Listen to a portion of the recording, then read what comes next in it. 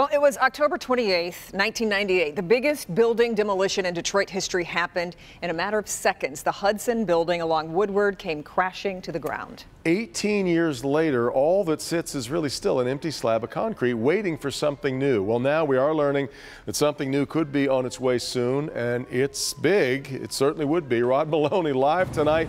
Rod, we have heard over the years quite a few plans for that site. Yes, and in fact, it's one of those things that everybody's kind of been waiting on edge to hear about because it's that important. Now, you and I were there together that day, Devin. I was 1,500 feet up in Sky 4 watching the Hudson's building implode underneath me. It's something I'll never forget. And everybody here wants to know what's to come. And we have a bit of a glimpse here.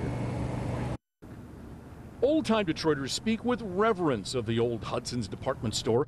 It was downtown Detroit. So when they demolished it in 1998 in that incredible asbestos-filled dust cloud, collectively the city waited to see what would one day replace it. And here it sat. Cement encased, support girders jutting from the parking lot's roof for nearly 20 years.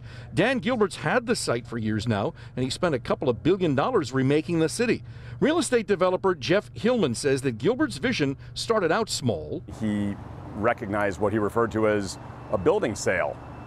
And in typical Dan Gilbert fashion, he said, sure, we can do this, but let's do it right.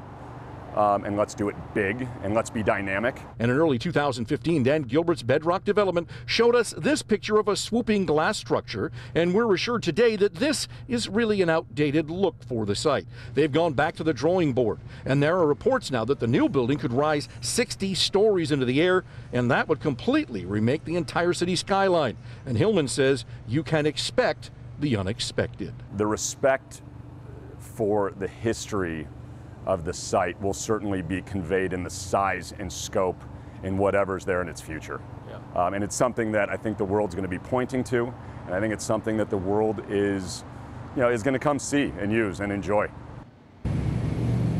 Now, they had hoped last year to have these plans out, but it wasn't until April of this year that Dan Gilbert was able to get the rights to the parking garage here. You get the impression that perhaps they might have delayed things, but I've also been told that they're really just sitting back trying to make sure they figure out exactly what it is that they're going to put in here.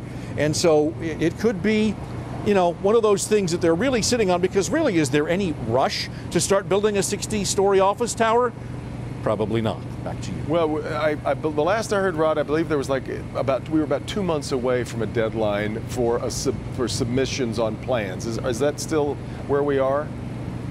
Well, yeah, I mean, look, let's face it. This is one of those things where they don't have to do this. It's something that they want to do, and they want to make sure they get it right. So I'm hearing that a couple of months, we probably will see what it is that they want to do. But, downtown, things are flexible. Things can change, as we've seen just with this project. So we're just going to have to wait and see. It has changed dramatically over these last couple of years, that's for sure. All right, Rod.